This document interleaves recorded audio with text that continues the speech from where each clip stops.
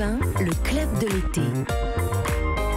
Eva Rock. Olivier, vous nous raconterez des histoires de ces produits tout au long de l'été, mais vous allez aussi devenir notre Géraldine Vosner des fourneaux, parce que chaque jour, vous allez nous gratifier d'un vrai faux culinaire. Alors la question du jour, c'est: est-ce qu'on peut faire du rosé en mélangeant du vin rouge à du vin blanc? Est-ce que c'est vrai? Est-ce que c'est faux? Je vous pose la question, figurez-vous. Mais moi, je pensais que c'était faux. Je pensais qu'on faisait pas du rosé avec du vin rouge et du vin blanc. Lise, c'est péché, non?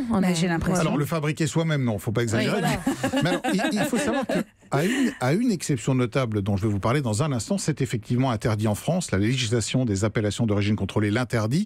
Donc le vin rosé en général, c'est soit un vin rouge qu'on n'a pas beaucoup teinté, c'est-à-dire que le contact entre le jus et la peau était très très court, quelques heures à peine pour commencer seulement à teinter le vin. C'est ce qu'on appelle un rosé de saignée. Ou alors c'est un modèle plutôt en Provence qu'on va trouver, un modèle de ce qu'on appelle de pressurisation. Donc on va travailler là plutôt dans l'esprit d'un vin blanc, mais avec des raisins rouges bien sûr, qu'on va pressurer tranquillement. Et comme la pressurisation dure longtemps, eh bien le jus va se tacher. Ça donne en général des rosés qui sont un peu plus délicats. Vous savez, ces couleurs un peu saumon.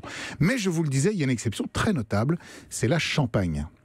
Et en Champagne, la grande majorité des champagnes rosés que vous achetez, c'est du mélange de vin blanc avec un petit peu de vin rouge, un petit peu de pinot de Champagne qui était rajouté à hauteur de 4, 5, 6, 7%. Évidemment, c'était fait au début, la prise de mousse se fait ensemble, mais à l'exception de la Champagne, c'est évidemment interdit. En Champagne, le rosé, c'est du mélange de blanc et de rouge en grande majorité. Merci beaucoup, Olivier. Europe 1.